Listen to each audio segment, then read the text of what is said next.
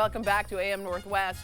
Our next guest wants you to embrace the joy of the holiday season, especially when it comes to food. Here to share how to ditch the diet and culture mindset, we welcome psychotherapist and certified intuitive eating counselor, Erin Starkey Shamieh. Good to see you. Hi, good morning, Helen. Let's talk about, how do you define diet culture? What do you observe? Yeah, well, what we know is there's actually a $72 billion effort from a media perspective to help people think differently about their bodies. And so when we think about diet culture, we think about all of those messages that we're receiving that make us question the things that we actually innately know are good for us. They make us think differently about how we might work out. They make us think differently about what we might eat and what we think we need for our body and how our body should show up in the world. And how your body should look. How our body should look. Right. Absolutely. Absolutely. Yeah. We're constantly inundated with messages about things that we need to change or fix about our bodies. Right. And then what's not fair is really how they use Photoshop and AI and all of that to change their bodies to say this is how you should look. Yes, right? And we see that even more now, and that's actually at the tip of our own fingers. It used to be that magazines maybe would airbrush something before publication. Now there are apps where people are able to manipulate themselves, unfortunately. Right. Yeah. All right, you talk about coping with your emotions with kindness. Yeah. And what do you mean by that? Yeah, this is actually one of the principles of intuitive eating, this idea of coping with our feelings with kindness. And what we want to do is really think about our feelings as messengers. Our feelings give us information about what we might need or how we might need to show up in the world. And so we want to pay attention to that. We want to think about if we're maybe feeling, especially this time of year, some people are feeling joyful and excited, and some people might be feeling sad, lonely, and grief. And so we want to think about, what does that feeling actually need? We might be tempted to, I don't know, maybe eat something if we're feeling sad, right? Sure. Or if we're feeling guilty because we ate something, we might be feeling like we should go for a run. Well, that might be helpful. There's nothing inherently wrong with that, but we actually want to think about, if we're lonely or grieving, would it be better to connect with someone? If we are feeling overwhelmed or guilty, would we want to maybe take a moment to journal about why we feel guilty about a decision that we made?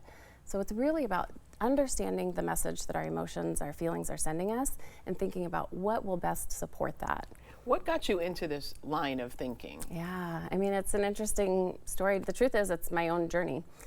So I had my own struggles. I've been a lifelong athlete, and I had my own struggles with my body image and understanding how to fuel myself properly for performance. Right. And in my own practice today, it's really important to me that people understand that culture and our social experiences and the way that we show up in the world is actually a makeup that we all have. And so I've really been intentional about trying to provide the kind of work, provide the kind of therapy practice and corporate wellness practice that I wish I had. I wished that there was a provider that really understood me without me having to say everything. I wish that there was a provider that identified like me. I'm biracial, and it was important for me to understand the difference that I might have in an experience showing up because of my cultural background. Sure. That makes sense. You talk about connecting versus comparing, which I think you touched on a bit. Yeah, when we think about connecting versus comparing, we might so often go into a family dinner and pay attention to what somebody else is eating, or we might go to a New Year's Eve party and pay attention to how other people look. Yeah. And that actually robs us of the opportunity to connect with individuals. And what we know is that when we compare, it's actually the thief of joy. What brings us joy, what brings us happiness, is connecting with one another. So we want to not think about what somebody else is eating and maybe pay more attention to what our hunger and fullness cues are. Right. Not pay attention to how somebody else appears and think about, what could I learn about that person, or what do I maybe want to share about myself so that they can get to know me better. Well, oftentimes I know that in family gatherings, there's the auntie who says, oh, look at you, put on a few pounds, it's very cute. You know, that kind of thing, and you're like, oh, yeah, this is not what I wanted to hear, right? Yeah, and she might be the same auntie that's saying, here, have seconds. Right. So we want to think about, maybe even advance. We know we're going to interact with that auntie. How do we want to connect if she says that to us, right? And she's probably just wanting to connect. Yes, absolutely. And especially when we think about food, it is connection, it is joy, it is sharing. And so that's how people show their love oftentimes. Yes, and there's nothing wrong with that. And so we want to decrease the pressure that we put on ourselves. You say find joyful movement. Yeah.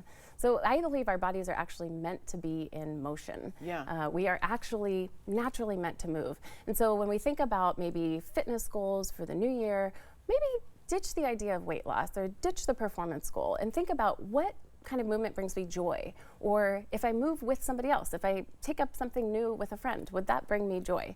Maybe thinking about the environment that you're working out in. So finding things that you actually enjoy, maybe even thinking about what you used to like to do as a child, if you're not somebody that naturally likes to move as an adult. You talked too about body awareness self-check-in. Yeah, so this is just that idea that we can take 60 seconds and check in with our body. Maybe you can even do this with me, or audience members can do this with me, but just take a moment and notice your physical body. Notice if there's any tension that you might be feeling and what that might be telling you. Maybe you need to relax, right? Maybe you need a deep breath. Maybe your muscles are sore. Maybe there's tension that you're holding and you actually need to get up and move a little bit. We can do an emotional check-in as well. How are we feeling today? Are we exhausted? Are we happy? Right. Are we nervous? And use that information to make the decisions going forward about what we might want to do with our body. Yeah, how we might want to nourish it, how we might want to move. Awesome. Those are all great tips. Thank you so much. Thank you, Helen. Helen. You, Erin. All right, we'll be right back with more AM Northwest. Don't go away. Excellent. Excellent. And I just